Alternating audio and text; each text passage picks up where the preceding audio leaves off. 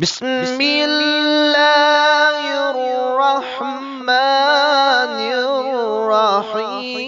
بسم اللہ الرحمن الرحیم۔ السلام علیکم ورحمۃ اللہ وبرکاتہ۔ میں ہوں سید ثقلین حیدر نجفی، سرزمین نجف اشر سے، اور آپ دیکھ رہے ہیں ہمارا فیس بک چینل اور یوٹیوب چینل شیعہ کڈز ٹی وی نجف اشر، جو کہ آپ تمام مومنین کے بچوں کے لیے اور ان بچوں کی تربیت کے لیے ہم نے کاوش کی ہے۔ پروردگار ہمیں توفیق عطا فرمائے۔ آج ہم مومنین کو یہ پیغام دیں گے جس کی تلقین، جس کی نصیحت علماء نے کی ہے، مراجع عظام نے کی ہے، اور بالخصوص ایت اللہ العظمیٰ جناب حافظ بشیر حسین نجفی بھی اس کی تاکید فرماتے ہیں۔ اور اس نصیحت کو سننے کے بعد والدین کا وہ اکثر شکوہ بھی دور ہو جائے گا۔ وہ شکوہ کیا ہے کہ جب والدین کے بچے نماز نہیں پڑھتے تو والدین علماء سے پوچھتے ہیں، اساتذہ سے کہتے ہیں کہ ہمارے بچے نماز کیوں نہیں پڑھتے، کوئی ایسا وظیفہ بتائیں، کوئی ایسا عمل بتائیں کہ جس سے ہمارے بچے نماز پڑھنے لگ جائیں۔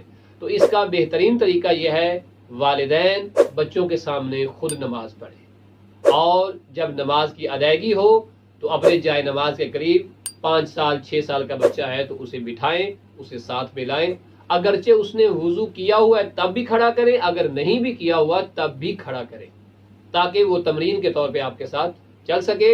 اور جناب ایت اللہ العظمیٰ حافظ بشیر حسین نجفی فرماتے ہیں کہ گھر میں جب آپ نماز کی ادائیگی کرتے ہیں کوشش کرے والد کہ بچوں کے ساتھ مل کر کم از کم ایک نماز جو ہے یا ایک ٹائم کی نماز جو ہے وہ جماعت کے ساتھ ضرور ادا کی جائے۔